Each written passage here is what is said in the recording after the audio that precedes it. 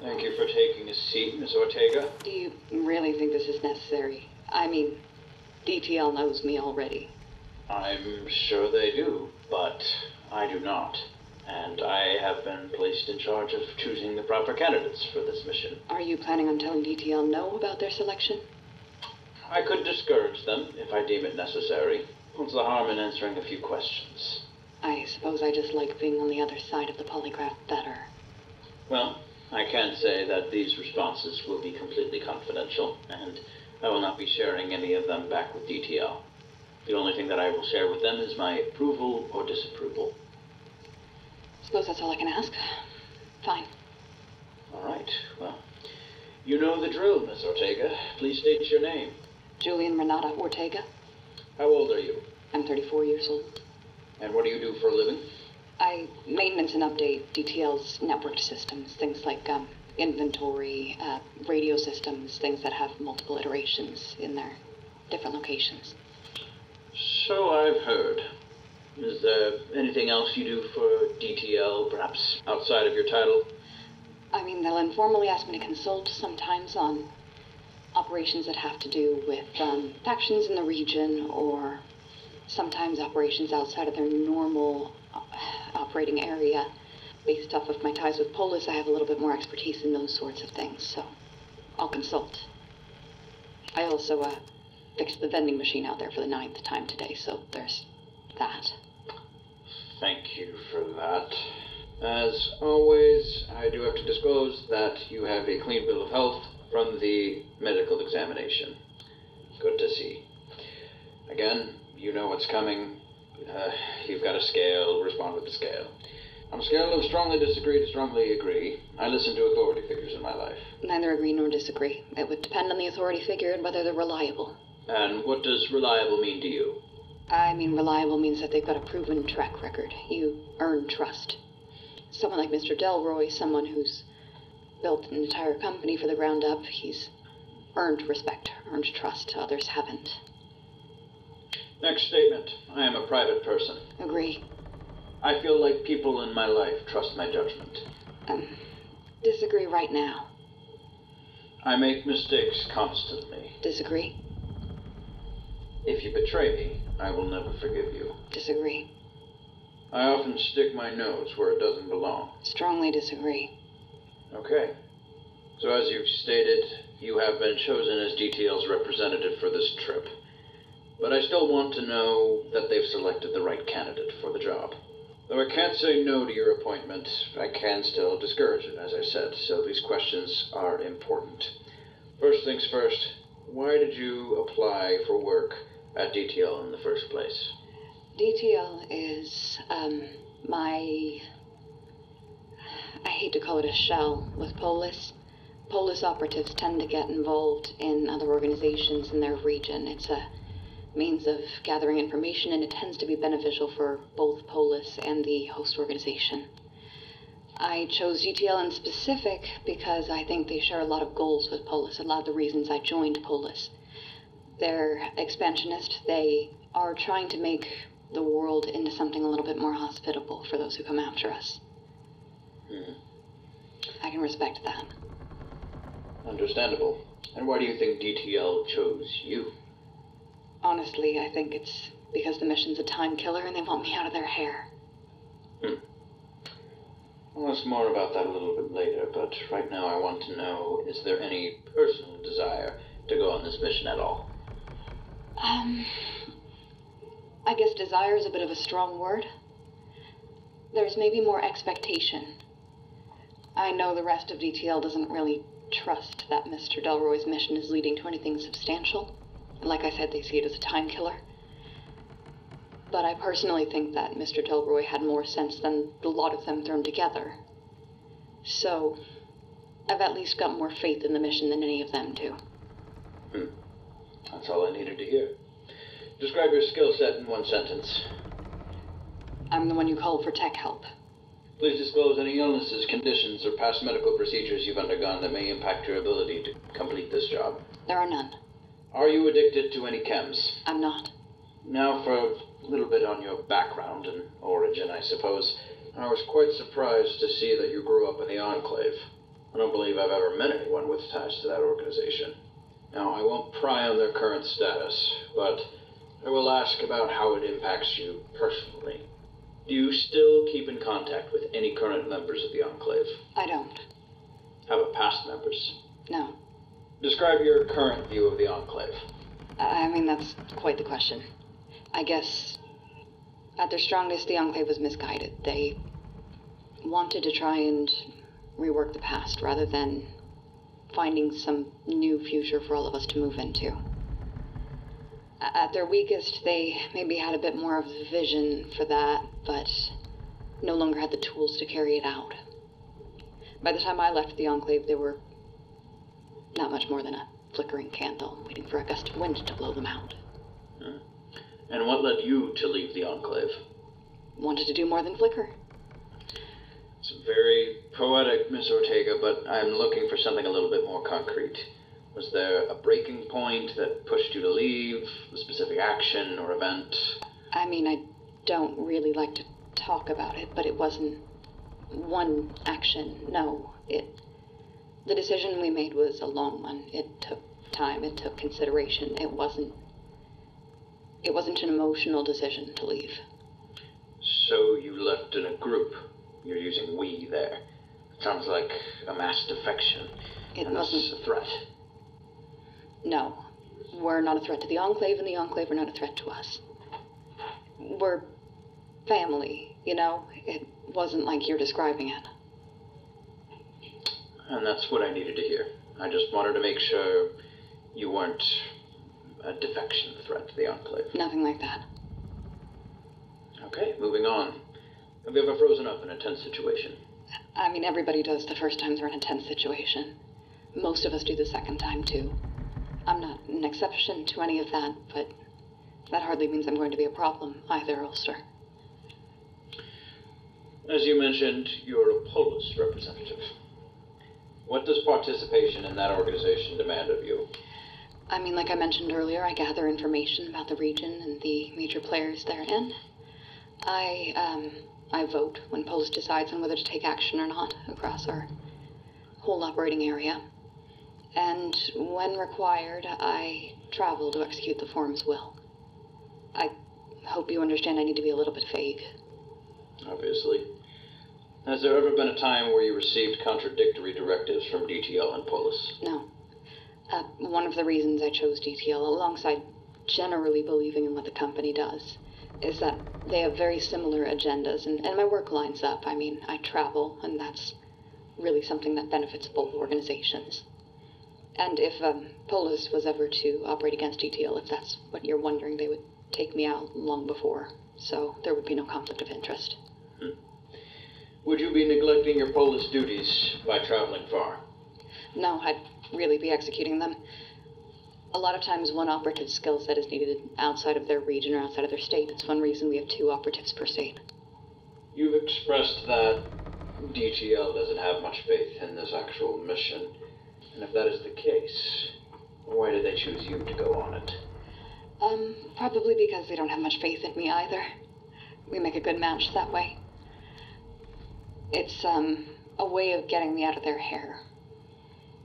Why now? Well, because Mr. Delroy's died, and now there's sort of a vacuum, and multiple different people who want to fill it. You know how that sort of thing goes, and they just don't want me around for that. Do you think anyone in the company thinks that you might interfere? It's hard for them not to when I could turn off their communications, their inventory, several other very relevant systems with the flick of a wrist. So is that something that you have done before? No, I'm not interested in petty politics. Actually, I think the intent is really not so material here as just the ability. It's damning either way, you know. And I haven't taken a side, which might add to things. I think that might be the answer. The entire company is divided into factions, and you haven't given in to those petty politics you mentioned. Good to know. Do you trust DTL's leadership? No. See, what I think is going to happen here is that eventually someone is going to come out of this victorious, be the new leader of DTL, They'll fail to live up to Mr. Delroyd's standards, and then someone else is going to have to bail them out. I will trust the person who does that. I think reliability is key there. The people who want power don't tend to be the reliable ones. The people who want DTL to succeed badly enough to step out of line, yeah, I trust them. Describe what you believe your reputation in DTL is.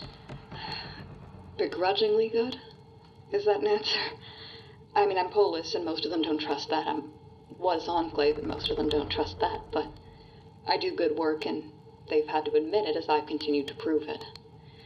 I won some points with the vending machine, though, so maybe in another 5 to 7 years they'll start liking me. All right. That's enough of the personal questions. Next, back to the philosophical ones. Who was the last person you killed? It'd probably be a Polis operation last winter. I headed up north to deal with the raider camps that had been getting a little bit too prevalent. When I got up there, I shut off their power and I prevented them from turning it back on. Is that a euphemism for killing them all, or does that literally mean you cut their power? No, it's literal. I cut the power and I disabled their snowmobiles. I suppose I technically wasn't the one that killed them. It was the exposure, but I would probably still count it. I'll count it as well. Have you ever felt remorse for killing someone? I've never killed someone I should have felt remorse for. But, sure, yes. What moral lines would you never cross? I mean, you're looking for deviations from the normal, right? Like, I don't need to list things like that I'd never murder the innocent. It's mostly just that. Okay. Do you have any racial, regional, or faction biases that may hinder your ability to do business with certain groups of paying customers? I don't. Can you be bought or bribed? What would it take? Are you offering? Polygraph says that as a joke. No.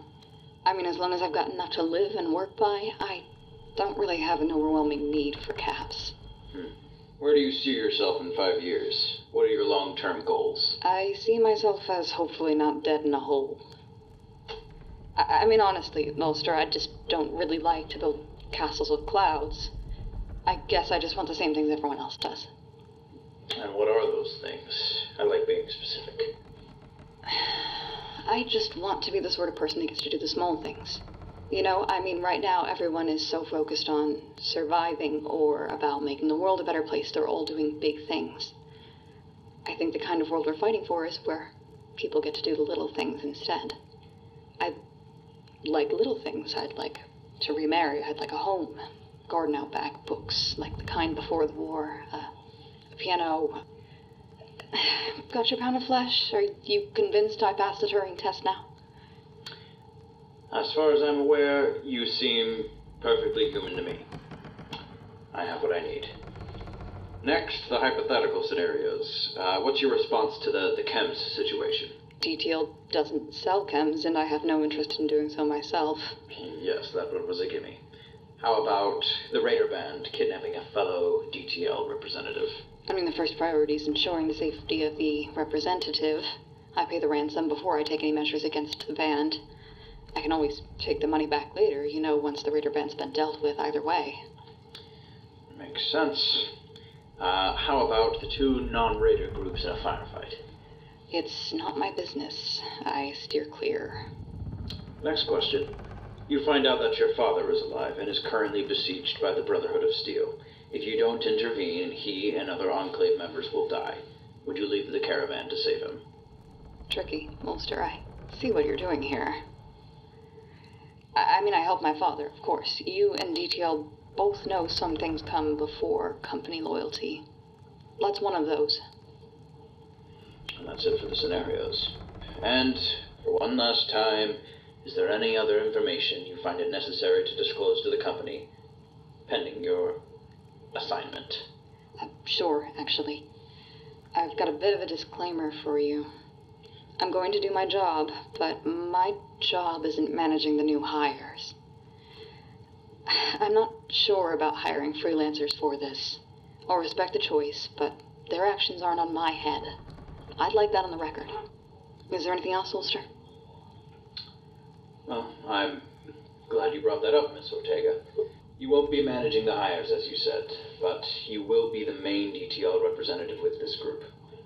Are you willing to submit mission reports and update the company on what's going on? Yep, we would use these reports to judge the freelancer's performance and administer discipline or pay cuts, if necessary. That's not a unique request to this mission, so sure, I'd be willing. I want you and them to know that I'm not their leader and I'm not their safety net. As I've made it abundantly clear, my reputation here is tenuous.